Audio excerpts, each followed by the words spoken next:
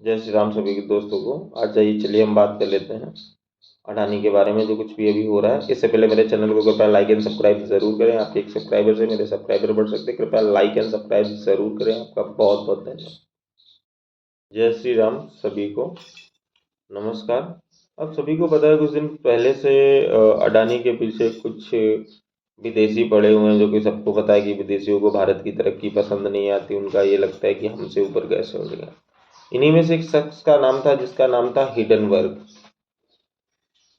जिसने झूठे आरोप लगाए। कहीं ना कहीं मेरे हिसाब से आगे तो सेबी और आरबीआई तय ही करेगी, सेबी, कि क्या होना है क्या नहीं होना है, क्या गलत है क्या सही है।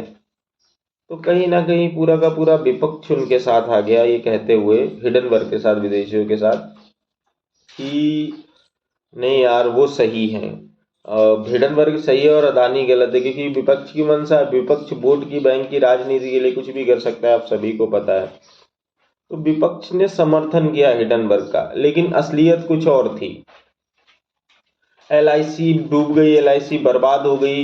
एलआईसी, लोग बार बार यही कहने लगे जो एलआईसी का पैसा है वो अडानी की कंपनी में लगा, एलआईसी बर्बाद हो गई, एलआईसी डूब गई, लोगों का पैसा डूब गया, लोगों की फंडिंग डूब गई। जबकि सच तो ये था कि एलआईसी टोटल मार्केट में जो निवेश करती है 41 करोड़ का करती है, 41 लाख करोड़ का करती है, जिसमें अडानी की कंपनी में मात्र 36,000 करोड़ का निवेश था, जो कि 1% से भी कम था। और जब ये हिडनबर्ग की रिपोर्ट नहीं आई थी तब एलआईसी ने जो 36,000 करोड़ के शेयर खरीदे थे, वो अडानी में 56,000 करोड़ की कीमत थी, वैल्यूएशन थी उस समय 56,000 करोड़ की। बट उसके बाद जब शेयर डाउन होना शुरू हुए, उसके बाद भी एलआईसी 6,122 करोड़ के प्रॉफिट में थी। तो एलआईसी का कहीं नहीं घाटा हुआ, क्योंकि विपक्ष को पता है एक आदमी की, विपक्ष के इतने ज्यादा चिल्लाने कूदने से एक आदमी की वैल्यूएशन कहां से 9 लाख करोड़ का नुकसान हो गया। उसको, विपक्ष को इससे कोई मतलब नहीं, क्योंकि सारे गंवार बसते हैं ना। ये वो लोग हैं ना जो सिर्फ वोट बैंक के लिए कुछ भी कर सकते हैं। तो इन्होंने उसका वो बनाया। लेकिन अब क्या हुआ कि अदानी के शेयर 20% तक कल बढ़े हैं, तो अदानी तो फिर से अपनी लाइन में आ जाएंगे। लेकिन हर बार कांग्रेस ये साबित कर देती कि ये द्रोह देशद्रोहियों से कम नहीं है, क्योंकि लास्ट टाइम इन्होंने टूल किट जैसे मामले लाए चुनाव के टाइम, तब भी इनका क्या हश्र हुआ जनता को पता है।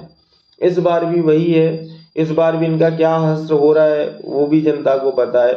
इन्होंने सारे फंडे अपना लिए, कोई रामचरितमानस जला रहा है, कोई हिंडनबर्ग की रिपोर्ट को इतना प्रोत्साहित चिल्ला चिल्ला के कह रहे हैं, इतना भाव दे रहे हैं कि हिंडनबर्ग सही है इंडिया गलत है, इंडिया की गवर्नमेंट गलत है, हिंडनबर्ग सही है। तो ये कहीं ना कहीं विपक्ष का चेहरा दर्शाता है कि विपक्ष कितनी घृणित मानसिकता है उसकी, कि वोट बैंक के लिए मुद्दा कुछ है नहीं। अब मुद्दा कुछ है नहीं तो बस एक घृणित मानसिकता के साथ दौड़ रहे हैं ताकि वो जीत जाएं। लेकिन इस बार भी वो नहीं जीतने। पिछली बार टूल किट मामला आया था, इस बार रामचरितमानस चल रही है। बीबीसी ने डॉक्यूमेंट्री बना दी, क्योंकि रवीश कुमार जैसा दोगला इंसान कानपुर में था, कानपुर अमेरिका में था। अमेरिका की एजेंसी है ना हिडनबर्ग, और ब्रिटेन की एजेंसी है, क्या नाम है उसका, बीबीसी। जो बीबीसी न्यूज वो है, वो ब्रिटेन की है। तो बीबीसी ने क्या किया, बीबीसी ने इसी टाइम, एक चुनाव से एक साल पहले जबकि चुनाव की कैंपेनिंग शुरू हुई थी, तभी बीबीसी डॉक्यूमेंट्री आ रही है। तभी ऊंच नीच रामचरितमानस उठ रहा, रामचरितमानस पे सवाल उठ रहे हैं। तभी हिंडनबर्ग की रिपोर्ट भी आ रही है। तो ये सारी चीजें कहीं ना कहीं चुनाव से कनेक्शन रखती है, क्योंकि अब कुछ मुद्दे तो बचे नहीं। अब जाति पाति में मिलके लड़ा लें तो हो सकता है जीत जाए, लेकिन जीतोगे अब भी नहीं, क्योंकि जनता समझदार और पढ़ी लिखी हो चुकी है। सभी समझदार हैं, सभी पढ़ लिख चुके हैं।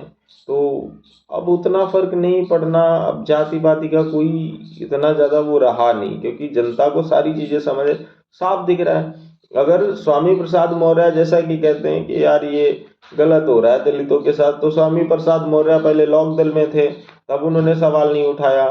बसपा में आए तब सवाल नहीं उठाया। बीजेपी में 5 साल तक मलाई चाटते रहे तब सवाल नहीं उठाया। अभी सपा में आ गए तो सवाल इसलिए उठा रहे हैं क्योंकि पिछली बार जो उनका हुआ वो तो कह रहे थे बीजेपी को हरा देंगे, ये कर देंगे वो कर देंगे, उनके हत्थे कुछ चढ़ा नहीं। तो अब उनको वोट बैंक की राजनीति करनी है, जाति पाति की राजनीति करनी है। अब जनता उससे ऊपर उठ चुकी है, तो अब कुछ नहीं होना है। धन्यवाद आपका।